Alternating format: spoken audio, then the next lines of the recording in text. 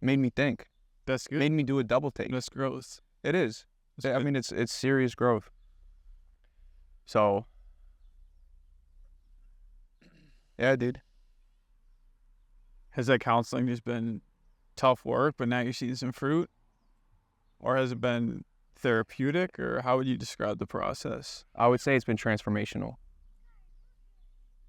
I would say it's been 100% transformational. I feel like I've taken a legitimate 180 in my life, which is crazy. Okay, going back to the EP, you knew where I was, like financially, relationally, mentally, emotionally, spiritually.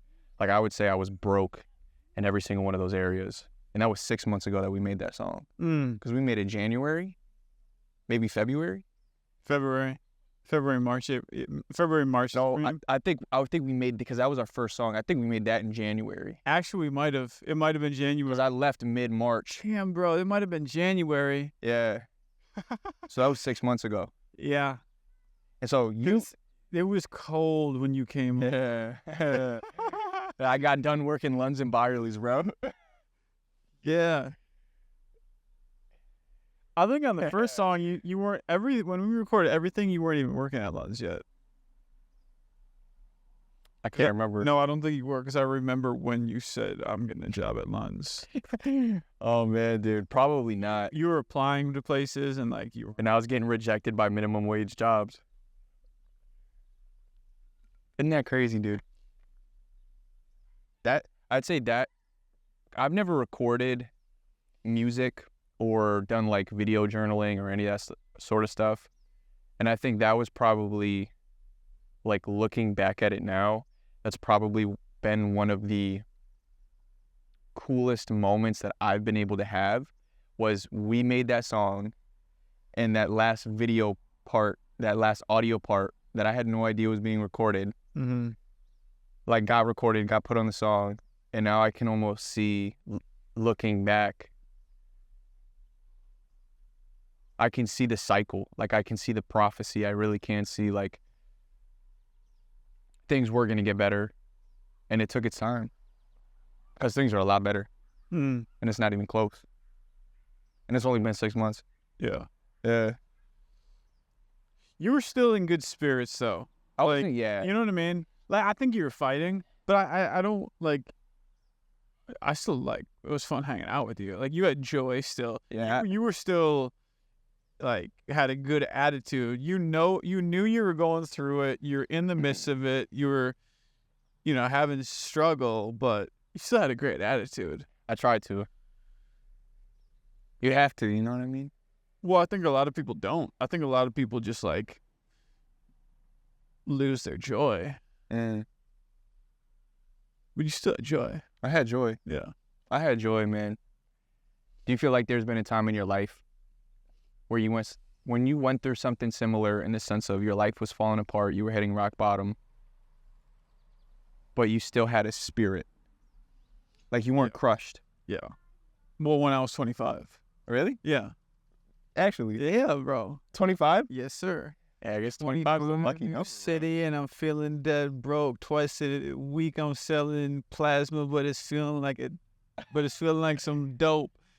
But life never so dark when you got a heart full of hope. It's like, you can be in it, and you can, but you still got hope. There's always hope, and you had hope. I had hope.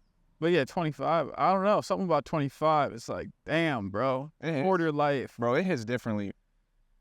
My birthday, January 9th. This year, 25th birthday, worst birthday I've ever had in my life.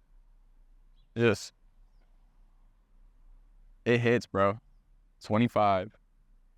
It hits differently. It's a weird middle area. It's like you're young, but you should have, like, some people have their shit together. Some people have none of it together. Some people know where they want to go. Some people have no idea where they want to go. I feel like at 25, the things that I was thinking was, you shouldn't be failing as much as you're failing right now. That's how it felt. For me, 25, it was like, okay, it was struggle, it was hard, but I felt like I was I stripped everything away. I was like, my house was, I stripped it all down to the studs. And I'm just like, okay, what's real, what's not? What's something that I can build upon? What is me? Like, what are the core aspects that are me versus what have I just been conditioned to believe is me because of the choices I've made? But when I strip it all away and I kind of like just get real about it, and I take off the metaphorical jewelry and clothes and sunglasses and all that shit, it's like, what am I left with? Who am I? And that's where I started my journey with God in a real way, where I started learning about Jesus, actually taking faith seriously. Now, that took a long time, or it was a journey. It was, and I'm obviously still on it, but like, it wasn't like I was going to church every Sunday. It was like I dabbled here with the Bible study for the first time ever. I went to a church group.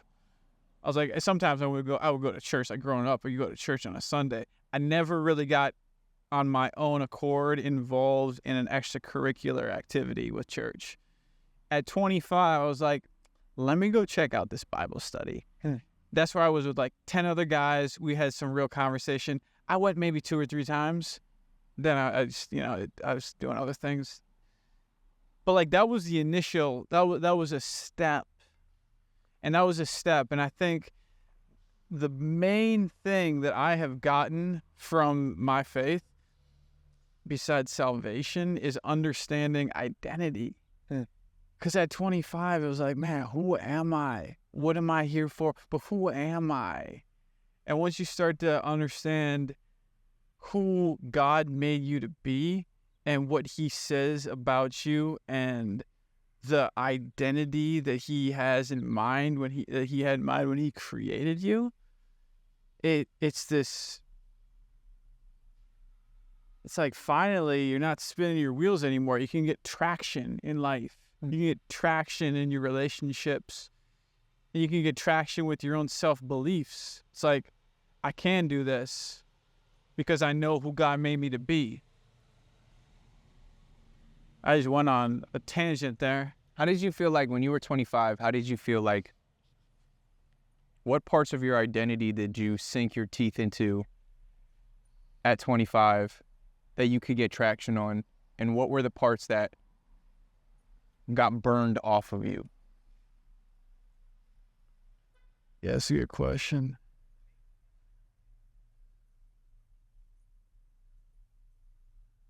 It's like it's like what? And I heard things the same. I mean,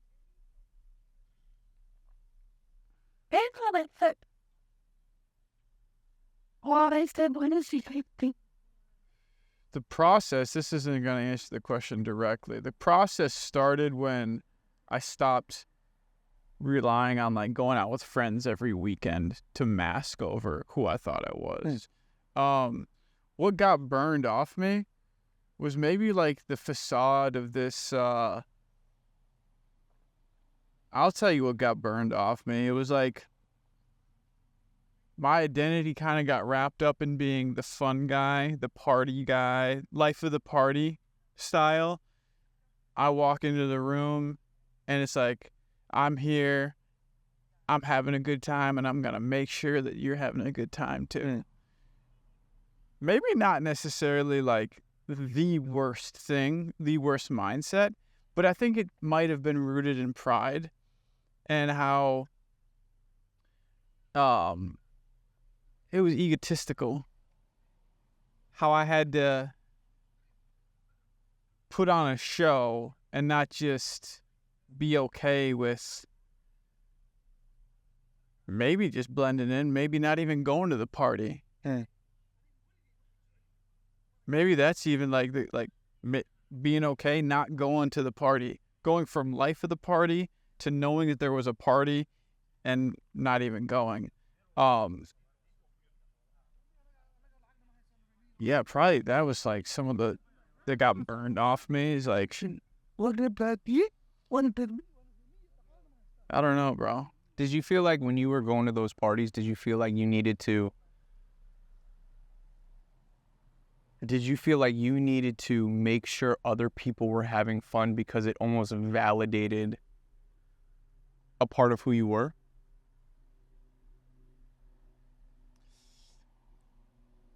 Yeah, it was almost like I would create fun for myself, and out of the overflow of how much fun I was having, I thought that was just contagious, and other people would start having that fun too. I don't know. Yeah. It's like, how can we turn this puppy up? Yo, how can we get turned right now, bro? Right. Sometimes, yes. And I mean, it's not a terrible, I don't think it's a terrible thing necessarily to like want to have a good time or want to have other people have a good time. But it's like, I probably say that's a good thing. how I was going about it was not the right way. So that got burned away. I don't know. That just sounded like a quite succinct answer, but I guess the identity that I did feel at 25, I just took on this like warrior identity. I think, and I kind of like gravitated towards those masculine warrior Bible stories of like David and stuff, and like courage and faith over fear and attacking my Goliath and self-responsibility, but like really taking on a mindset of a warrior and trusting that God blessed warriors. Because I think a lot of young men have this warrior mindset and this warrior energy in them, but that's why some of them you go into the military at 18, a lot of people at that age, but if you don't, you still have that warrior energy, but it just comes out as in going to conquest the bars or conquest the parties or women or whatever it is. Like, you have a conquest. Everyone's going to have a conquest, but it's like some conquests are honorable, others aren't. Do you feel like you like had a, like younger, did you have like this warrior energy, or do you feel like Growing up? or like a conquest? Oh, yeah. Like, I wanted to take over the world. like that serious? I couldn't even lie. Oh, yeah. Yeah. Okay. Yeah, I'd probably say I agree with that. I think it's a good thing. I think that ambition can be a good thing. Not that it can be a good thing, I think that it is a good thing. And that I think I would probably say every man needs to be ambitious about something. Because I think that's part of what gives us meaning. Because if you're not ambitious about anything, then what are you going to do? And men need something to do and to fight for. So I agree with that, dude. Like, that's cool for me to hear that when you were 25, you pivoted to like biblical stories of warriors.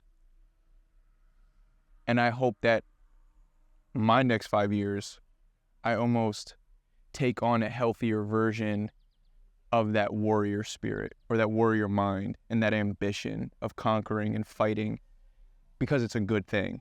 And that's how we were designed to be. And I think what's interesting is like the deeper you get into the warrior mindset, the less you look like a warrior to the world.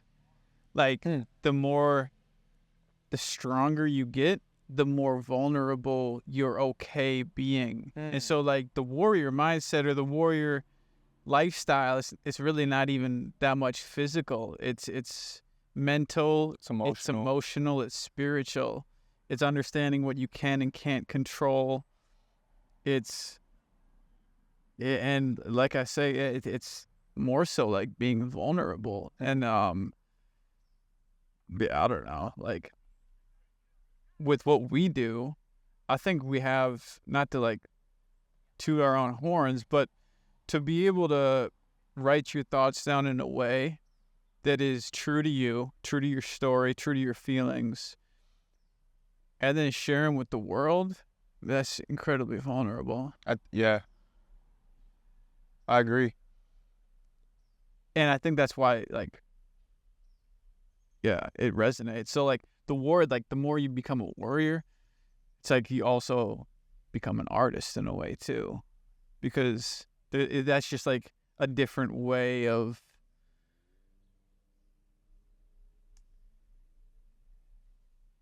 It's like... You seen Gladiator? It's the sword and the pen, you know? It's like you got to be proficient at both if you want to be a true warrior. 100%. Have you seen Gladiator? Yeah. Dude, like, I don't know why I was researching this, but it was something I was researching a few weeks ago. And, like, gladiators back in the day were highly trained, highly skilled at, like, a specific technique of fighting to where it was an art form. And I think there's a balance between, not even a balance, but there's this relationship and this tango between fighting and art, like that warrior spirit and the painter and the composer. Like, to be a great artist, you have to be a great warrior, and to be a great warrior, you have to be a great artist. So I see that, and I agree. Yeah. And that's why, like, when we write songs, like, in a sense, we're fighting for who we are, we're fighting for our future, or we're fighting to get an idea out there that maybe other people want to hear. That's true. You know? And that's no different from somebody leading a revolution, you know, protesting. Like, that's writing music is just as much of a fight. I guess, yeah. I mean, in a way, it's like it comes down to the core of an idea. It's like, why do you fight a war? You fight a war maybe for land, but also for the idea of freedom, or the idea of something, the idea of justice. Whereas what we're writing about an idea. It's like you're fighting for an idea.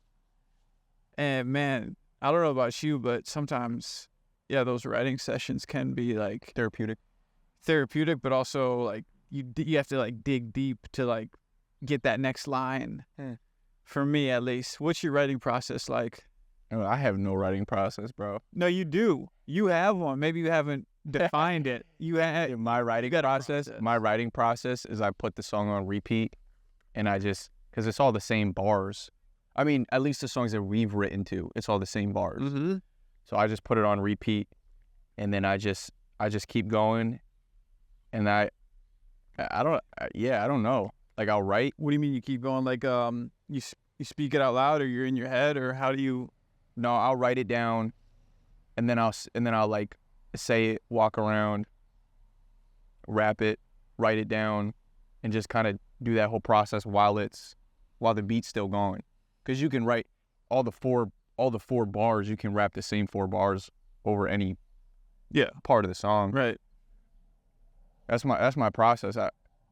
But how do you get those words from you? Like, what do you tap into? What are you thinking about? I don't know. I really don't know. I think, like, I don't have a process. Like, it flows out of me. And if I don't like it, I scratch it out, and then I write another line that I do like. And I just kind of follow each line, trying to have somewhat of a theme, but I'm okay with having flexibility in my theme. Mm-hmm. Like, I don't want to be too rigid. I think once I start like writing my own songs, I'll be more rigid, and like where each song has a theme specifically. But like for our EPs, I just wanted to write and get it out there, and to practice the ability and the skill of writing it down, having it sound good, letting there be a flow to it. But I'm not sure what my process is. I think I'm still figuring that out. What's your process? Well, I'm still figuring it out too. What I have defined is one. It's better when I'm moving, whether it's like walking, pacing around in the apartment, even in the car. Something about movement helps just the ideas flow. Mm-hmm. And then I just talk things out. It's like I have the beat on replay, on repeat, and I usually try to think about the overarching theme of what that verse is gonna be, and like even before that, it's like, what does this instrumental? What's the emotion that it evokes from me? What does it make me feel or think of? Like, what kind of memory would this make me think of? Yep. You know, a melancholy memory, a happy, a sad, an angry. Like, what's the emotion that I get from this song, or that I would want to have from this song if I'm like trying to write my future? It's like, this is the type of song that I would love to be sitting, you know, on a lake with my future wife, you know, watching the sunset. Like, that's that vibe. Yep. But yeah, then I guess it's just, there is something that you kind of tap into, because that's the existential pain of it, is that sometimes it comes, sometimes it doesn't. Like, sometimes I can tap in and I'm just like in a zone. I'm like, that wordplay, that triple entendre just works. Like, that's insane. Like, I've never thought about how those words are like intertwined. Or I will say one thing that I've noticed though is that contrast in the lines is really good. It keeps you engaged. It's like you'll say one thing, but then you'll like contrast it with an opposite point to balance it out. And you're not negating anything. It's just like it's an internal struggle. It's a struggle to see both sides of the coin. Do you feel like when you're writing, you want to contrast different bars? Yeah. And even in like, sometimes it's one like line after line, it's a good contrast right there. Like, yeah, I've noticed J. Cole does it really well. And I think that's where I like started picking it up. J. Cole's heat. And I read this book, Storyworthy, and it's like, a good story is all about using buts, not ands. So it's not, I was here, and then I went there, and then I went there, and then I went to the grocery store. It's like, I was sitting on the bench with Dylan, but then this guy came up and sat right next to us, and we looked at each other, and we didn't want to stay there. So then we went to the next spot. But then everybody that was walking by kept staring at us like we got 3 heads on because we're recording. So we decided to do something. It's like these The butt. like, and not all It's all butts. about the butt, bro. Yeah, and the butt doesn't always have to use the word but it's like, It's the contrast. it's the contrast. It's I dated a girl, and I fell in love, and she was the one that stabbed me. Exactly. My heart bleed. Exactly. Yo, I went through McDonald's, bro, and I ordered fries, but they gave me a cheeseburger. Exactly. Yeah, I feel that. Yeah. I feel that, bro. Yeah. I want to write more happy stuff. You write happy stuff. You think so? Oh, yeah. Compared to what I could write, bro, You could go dark. Yeah. You can go dark. I can go dark, bro. But I'm not trying to be like a dark writer. I just like it raw. Yeah. I feel like you write happy stuff, though. I think I've been trying to write happy stuff. Yep. I've been not necessarily like happy cheesy stuff, but just stuff that if somebody else listened to, it would put them in a better mood. better mood. Yeah. I feel like our songs that we did were chill. I would say they lean on the happier side. Yes. You listen to our songs. Like, they weren't depressing. They weren't sad. They weren't, like, they were chill, but I feel like they were definitely chill positivity. Right. Yeah. Chill positivity with a little bit of rawness that made the positive Yep. feel genuine because we included a little negative or just like rawness. Yeah. I like that, the contrast, the yin and the yang, the black and the white Exactly. creates variety. Yeah, I like that. So you're about to move to Florida. I'm about to move to Florida. I hope I don't hate it. I don't think I will. Like, I think I'm gonna love the beaches. I think I'm gonna love the friendly culture. And I'm also just excited to, like, as an adult making an adult decision,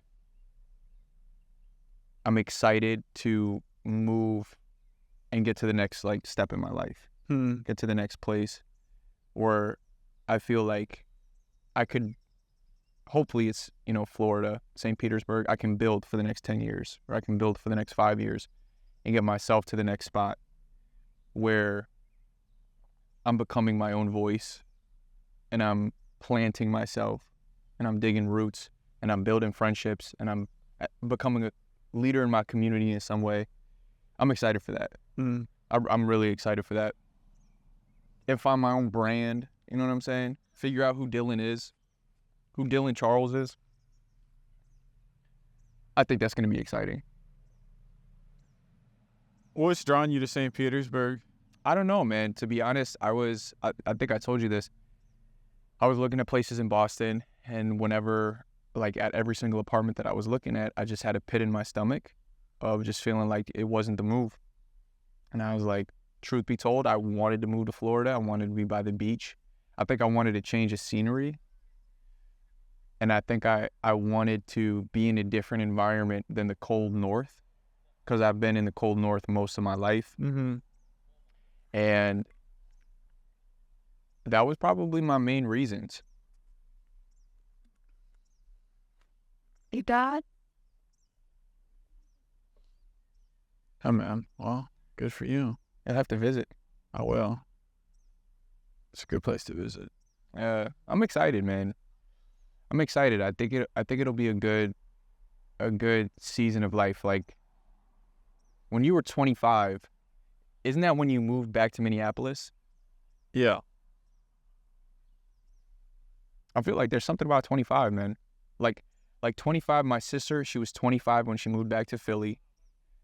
Like, I think there's just something about 25 where, like, you were an adult, but you weren't an adult. Right. Where now it feels like I'm moving, and at 25, I'm making an adult decision regardless of the opinions of other people, and basically putting my foot down saying, hey, listen, this is where I'm going to live. This is where I'm going to do my life. I'm going to give it 1 year, 6 months, 1 year, commit to it, find community, find people, really figure out my own voice, and it's going to be a good thing.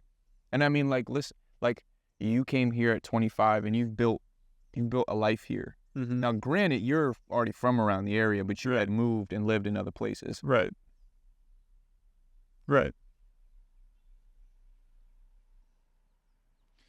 Yeah, I mean,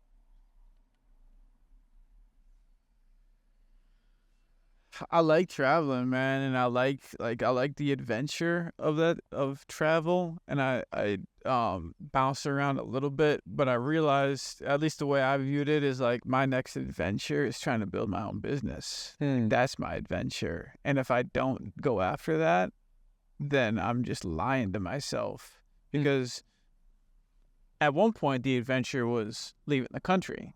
Like, that is the adventure. That's what you're really scared of, and that's just building your own business. That's not even in your mind. I mean, it's not. No, it's like, no, like, the adventure is to go travel the world. And I got out of the country. I didn't travel the world, but I got out of the country. But you come back, and then it's like, ooh, okay, so the next adventure, okay, now I know what adventure is. Now I could lie to myself and say, no, the next adventure is to go to a different country. But that doesn't really scare me. Like, building a business scares me. So that's the adventure. It's like you have to run after the fear because you know that's actually where you're. What scares you about building a business? Well, just the long-term grind and patience that it takes of being planted in one spot. Like when you're traveling, backpacking and stuff, it's like you feel productive because every new location you're at, you got to figure out the survival needs. You got to figure out shelter. You got to figure out food. And you got to figure out like maybe a community or something. You got to like get those things. And then once you get those things in place, it's progress. And that feels great. But you never like get to the higher level. And so I knew if I kept bouncing around city to city to city to city, You wouldn't be able to. you can't build. It feels good for a little bit, but then it's like I had a professor tell me, who was at a university for like 20 years.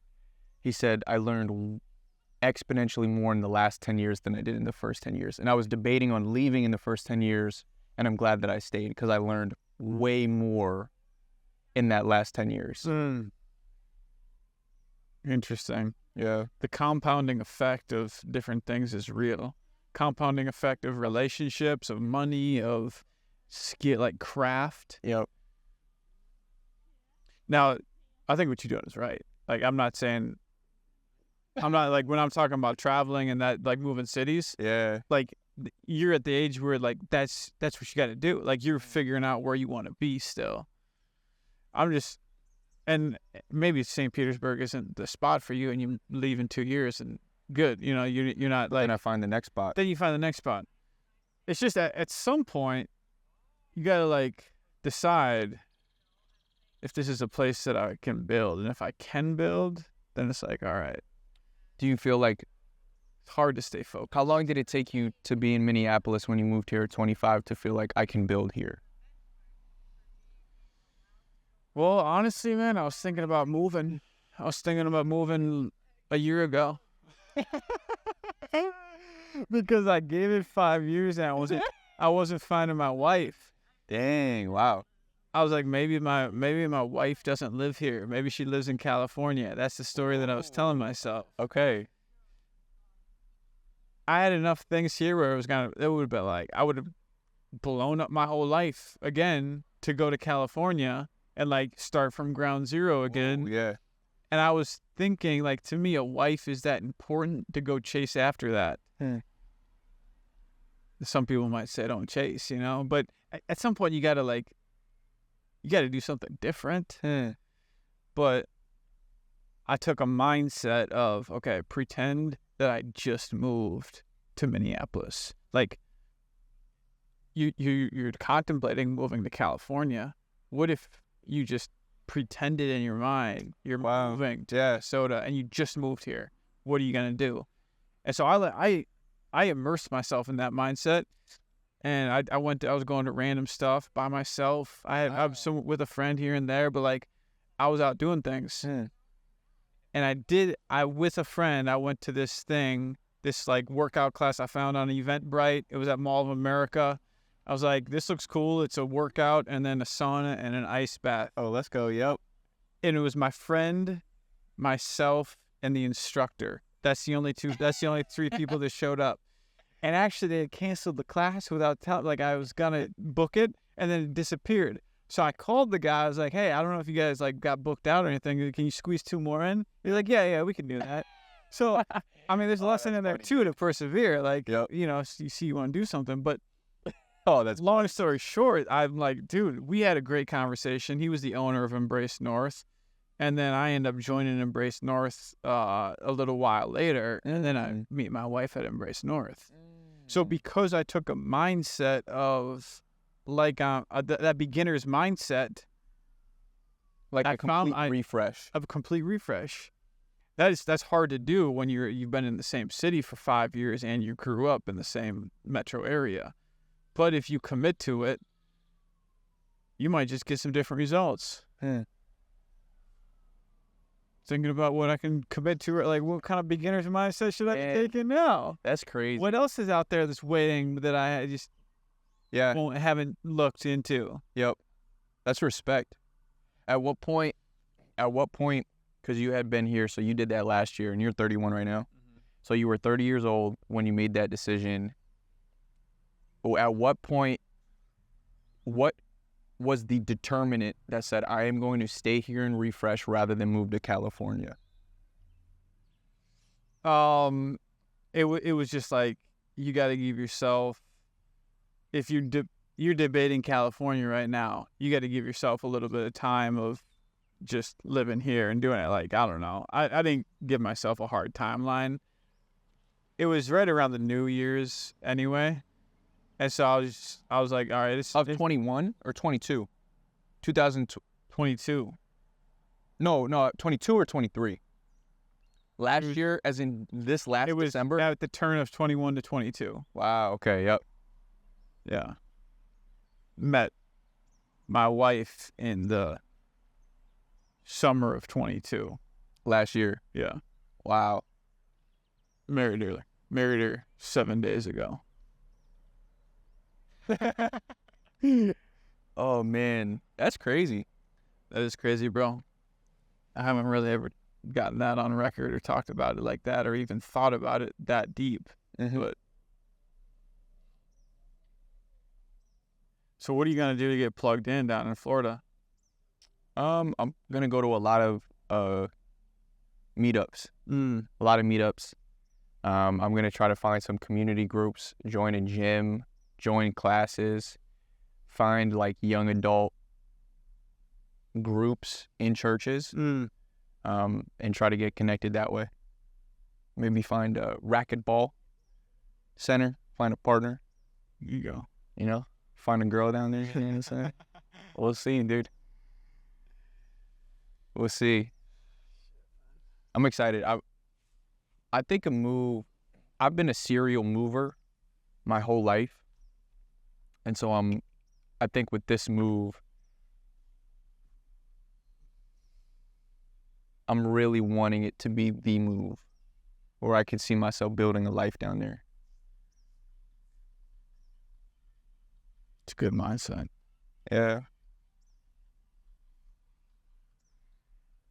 It's been a good conversation. It has been. Anything else that we should record or talk? I don't know. What, anything you want to talk about? Have we talked about everything we wanted to talk about?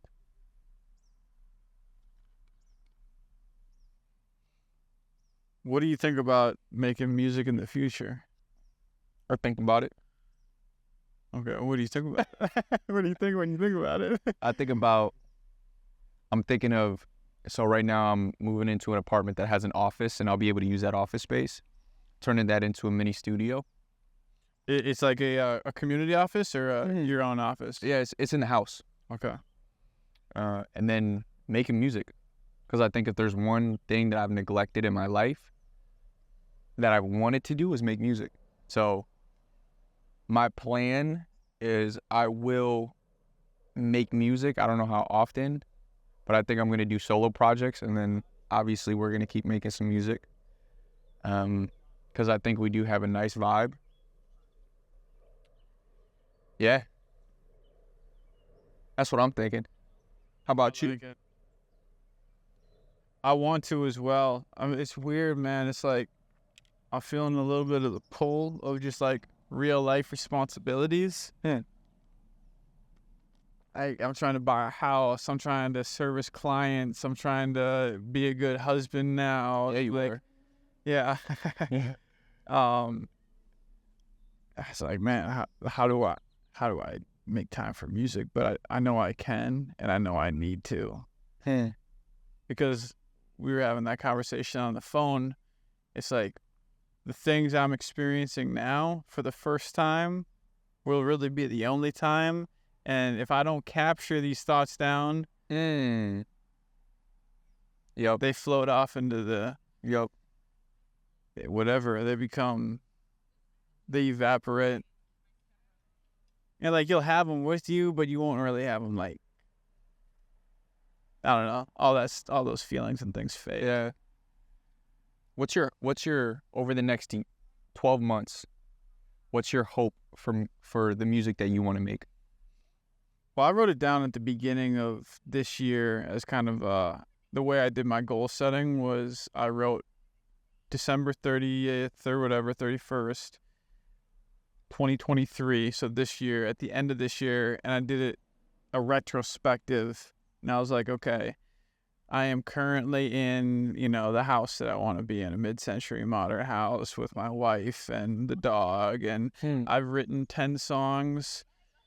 I've published 10 songs. One of them popped off for 100,000 streams. Okay, yeah. I wrote that down. Yep. And then I wrote down some other things too. But as far as like where I want to be with music, I just want to keep creating. I don't have an end goal. I want to have more of a process goal. I want to be a little bit more consistent with it. And I need to figure out how I do that. I figured it out with the gym. Like when I go to the gym, when I was going before F45, yep, I would go, but I wouldn't really make any, it was just kind of me messing around. I'd hit the Stairmaster for 20 minutes and then maybe do a dumbbell here or there. What I needed was accountability, and I needed instruction, and I needed to remove all decision making. It's like, and then since then, I've got a 250 F45 classes, It's like, and those have been solid workouts. So what's the equivalent for writing music? The process, the structure, the accountability. Exactly. There's got to be some sort, some of that. And that's why with you, it was awesome. I had some of that. I had that accountability, and there was a little structure, and it was achievable quantity. It's one verse. I wrote 3 verses. Yeah. And a couple, hooks. Yeah. And but those are 3 good verses, and those are 3 verses that would have never existed. So it's like, I don't know. My goal is just, dude, God showed me a dream that I have a decade for my music. And when was that? Last year? That was right before I put out, that was right when I turned 30. So basically, in my mind, I have between 30 and 40 to do music. After that, I think God just said a decade. So, you know what I mean? Are we vlogging? I don't know. Yeah, buddy. Good song. It was good try. Yeah, it was all right. It's in. That boy just failed. He was able to laugh off his failure pretty good.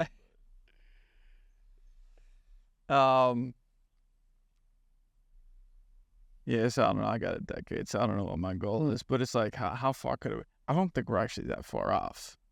You know what I mean? I think we're way closer to being listened to a lot more than we think. It's not even necessarily about being famous or anything, but to me, it's about writing stuff that resonates with people, that encourages and uplifts. And if you can do that in an authentic way, you can help change lives for the better. Yeah.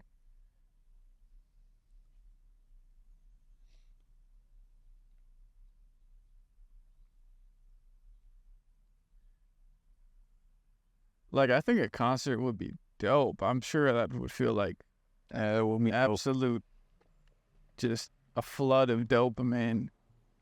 It would be terrifying. It would also be incredible. And I think that might be in the future if you keep going down this path, if we keep going down this path. I think that'd be fun.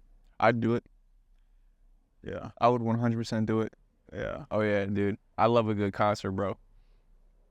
Ooh, that's strong. Oh, someone's putting something in the air. Ooh. I like making music. This is a pretty view, man. It is. I haven't enjoyed it enough. Just peace, man.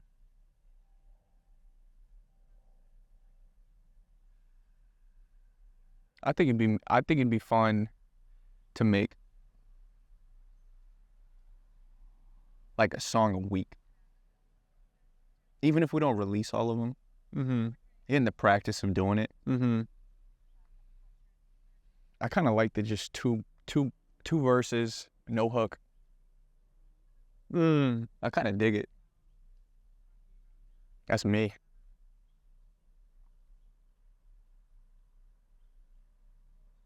Yeah, I like that. 2 verses, no hook. I think so. It's easy. Yeah. But then again, I wasn't making none of the verses. I mean, none of the hooks. You were making the hooks. We only have. I like. Do we have a hook on 2 songs or 1 song? I only wrote 1 hook. There was one. Everything was already. That wasn't a hook. That the guy on that was on the beat. What about the Everything I need. Yeah, what was the 3rd song? Thing. That was I Can't Do This on My Own. song 2. What was the 3rd one? 3rd one was Same Tree.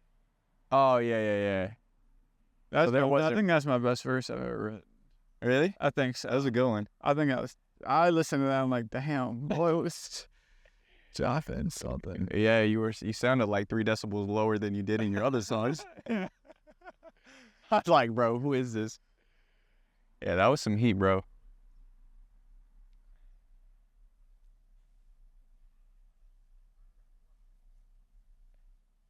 Do you tell anybody that you rap? Like, is that like, if somebody asks you, like, do you play music? Do you make music or anything like No. that? You don't. No.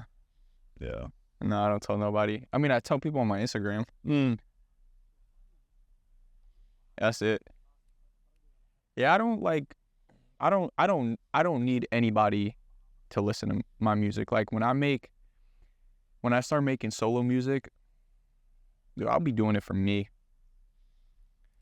I might not even advertise it or tell anybody. I like writing. I like listening to a beat. I like getting my thoughts down in a way that's not just journaling. Mm-hmm. Because I love journaling. I do it often. But I think putting a beat to it, there's just a different weight and emotion to it. But I don't need, I'll probably release it so people can hear it, but I don't really need to.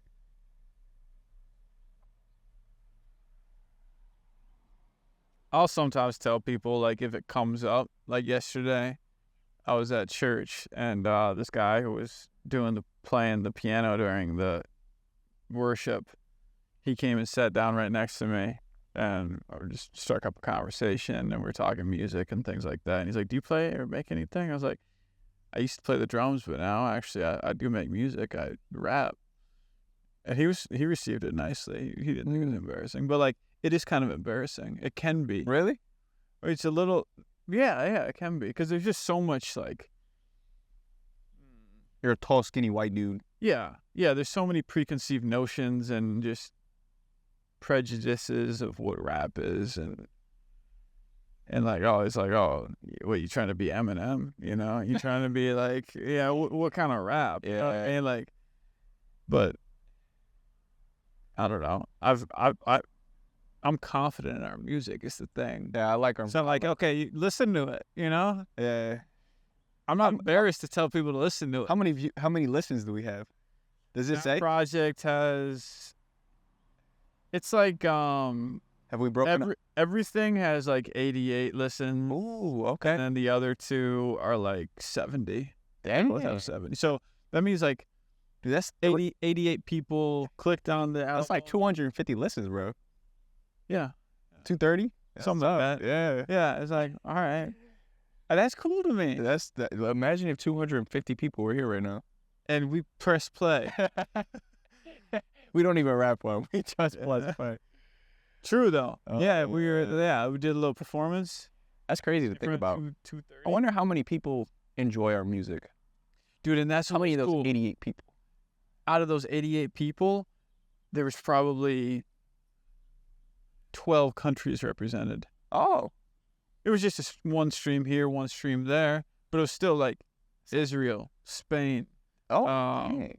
Japan, like that's random places. I was like, so these are just like little like talk about underground rap, bro. Just like oh, that's crazy. they are finding. We'll have to get some of those songs. I think everything's our best song. That's what I've heard. You think so?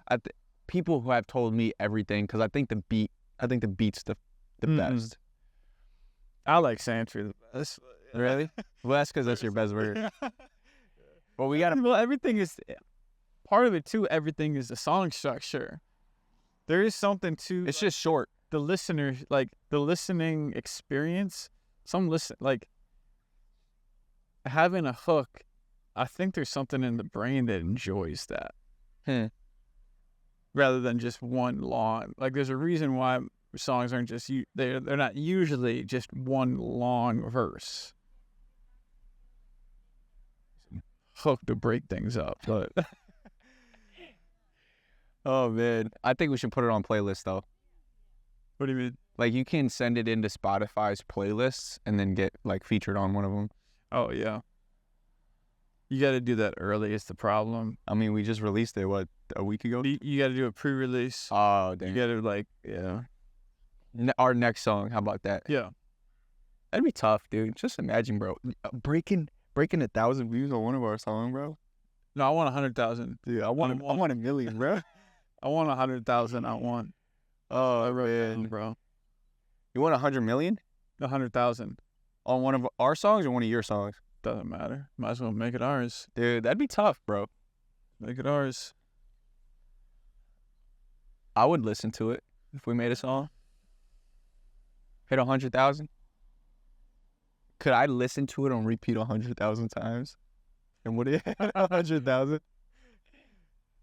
I I don't know. I would. I'd get so sick of that song. Work that bug out, but Oh man, that's funny, dude. Yeah, we'll have to keep making music. I think when I get to Florida, I'll probably want to start making music pretty quickly. Yeah. To be honest. I think I want to start making music pretty quickly. side note, how do you feel about people that just walk by and stare? Oh, I don't mind at all. I don't either. Well, that's because I'm with you. If I was just here by myself talking, I wonder how I'd feel. Oh, that'd be weird. But it's funny, isn't it? Yeah, Like, why you does can it feel it. It's just like weird, like a weird. It's like the tall poppy. Like you're doing something different than what you Yeah. normally see. Yeah. Yeah, I enjoy it though. It is kind of nice. It's like, yeah, I'm going against the grain. It doesn't feel too weird. No, it's not. It's a conversation.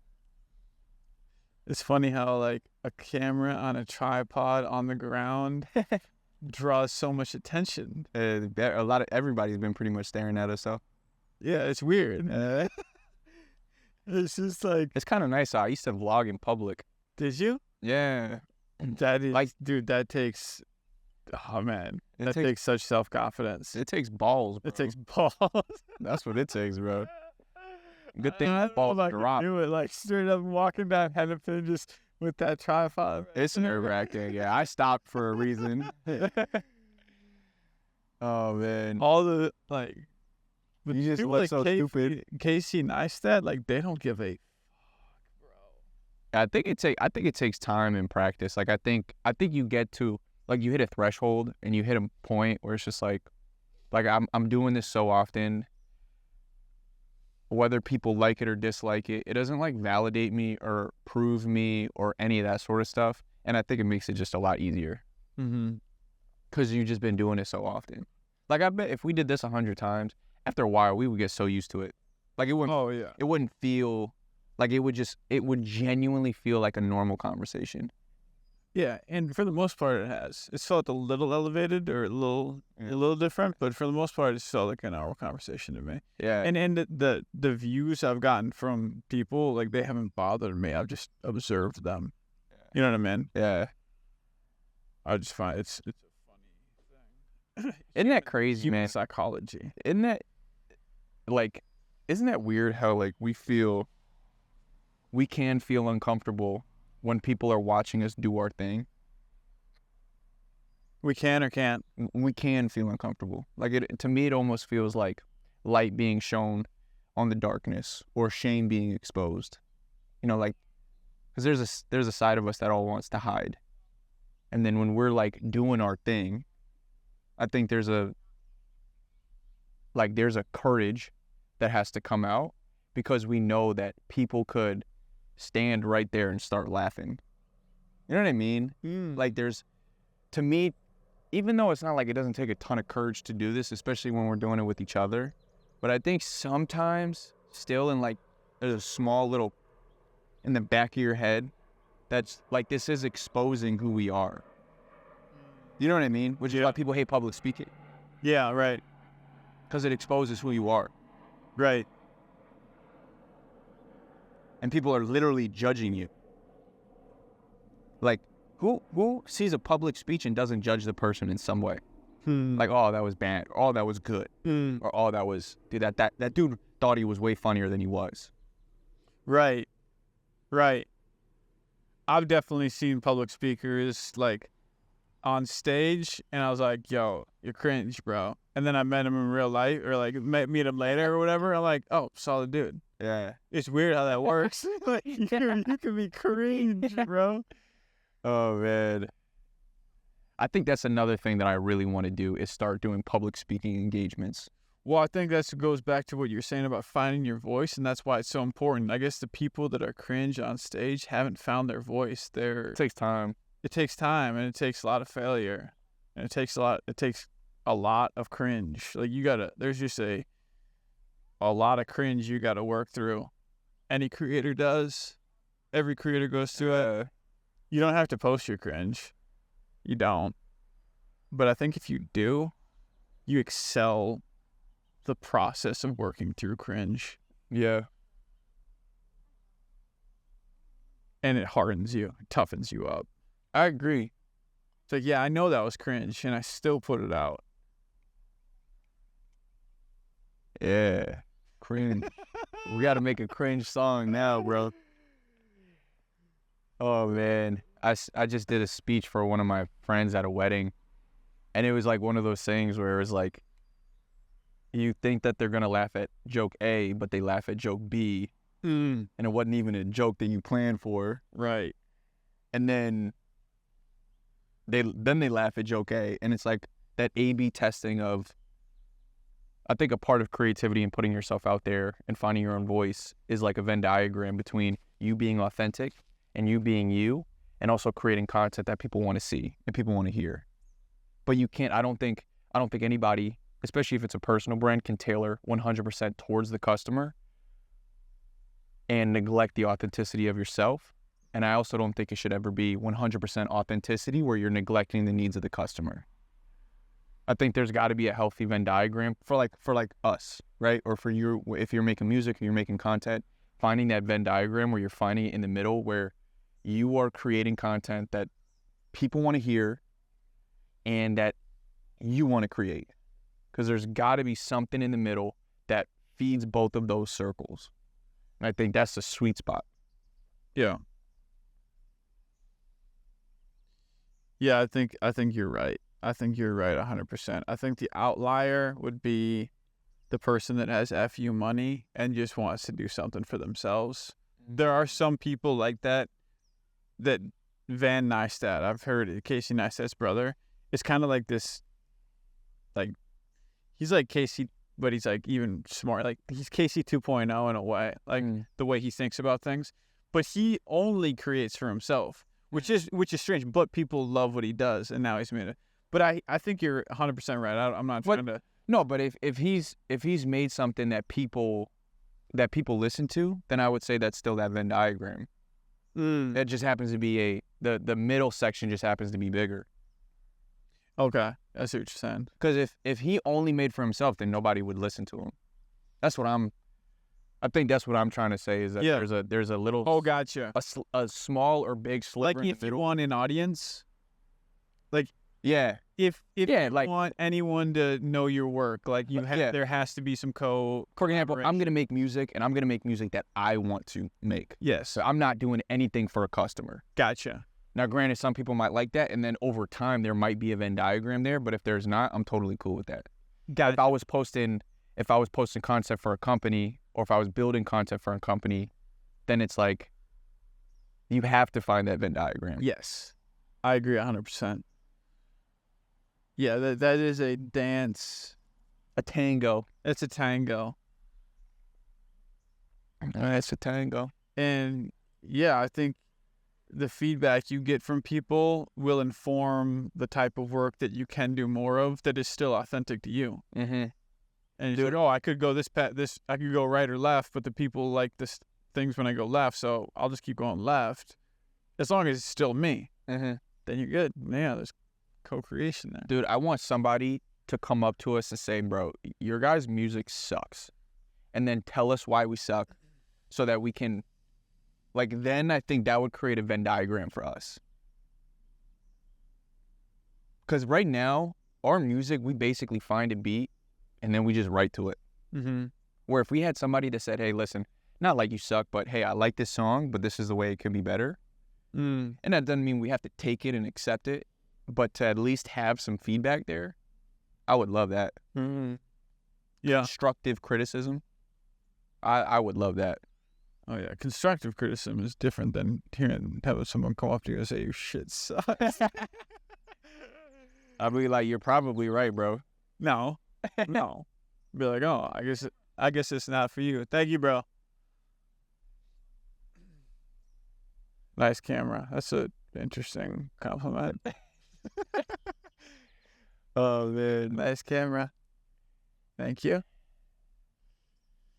It's a nice camera. GH6 it is. I would love to keep making music, though. Get some feedback, get some backlash, get some positive and negative reviews. See what people like, see what people don't like. I sent one song I put out actually, If You Got Love. I sent it to my friend from high school who does music full time now. He's a producer, and he did give me that constructive criticism. He's like, bro, I know this gotta be tough to hear. I would take out the whole first verse. I would just I would chop it out, and I would just start right away with verse 2 as your first verse, and then I would move the hook around like this, and that, and I would slow, and then like he gave me all these points, and I won't lie, at first it was it hurt. I was like, and then a day later, I was like, he's right. And then what ultimately happened is I wasn't making that for mass appeal. I was writing that as basically a journal entry to myself. So I was like, all right, I'm going to keep it like this for this one, but moving forward, I'm taking his advice. So I didn't, you know what I mean? Like, I took his advice and I implemented some certain things. I wonder if the Venn diagram for, like, as you're moving toward your creative journey, the Venn diagram is I'm writing content, I'm writing verses as a journal entry because I'm processing, and then what also sounds good, and then be able to merge them together where you're still being authentic to writing music where you're processing, but you're also writing something that sounds like really pleasurable to the ears, like something that somebody can listen to on repeat. Right. Like that to me sounded like a sweet spot. Well, that's why this day and age is so beautiful, because there's so many great beats out there that are wonderful to listen to. Yeah. And you hear our songs and nobody's like, oh, who produced that? I mean, not many people. They're more like, oh, that's Danny and Dylan's song. That's, you know what I mean? That's Eddy G, bro. That's why this time. Dude, one day there's going to be an AI rapper that's going to blow us all out the water. Possibly. I don't know about it. I don't know if something in the human spirit just won't like that. Maybe. Oh, man. Maybe. I've heard people talk about it as like there might be an AI Dylan Charles that you're competing with. That's bigger than me. That's bigger than you. Shout out to him, bro. Go for it, dude. You can have the limelight. Oh man, is he gonna look like me? The AI. No, he's AI. You know, he's just the software. He's just, you know, he just generates songs. He just generates bangers. He probably would, bro. AI DC is just next level. I just hope he doesn't come at me, bro, and start roasting all the music I make. What if you had beef with the AI? The AI version of you. Oh, dude. I hope he doesn't steal my girl, bro. Yeah, it would suck. That would suck. Yeah, that would suck, bro. Oh, man. Oh, Wrap this up. Yeah, this was fun. This I feel like the last half we got more comfortable. Yeah. I felt more comfortable in the last half. But it also might be because there's less people walking out. Oh, were the people affecting you, you think? I think I've just never done this before. Let's take a look, bro. Let's take a look to see what it looks like.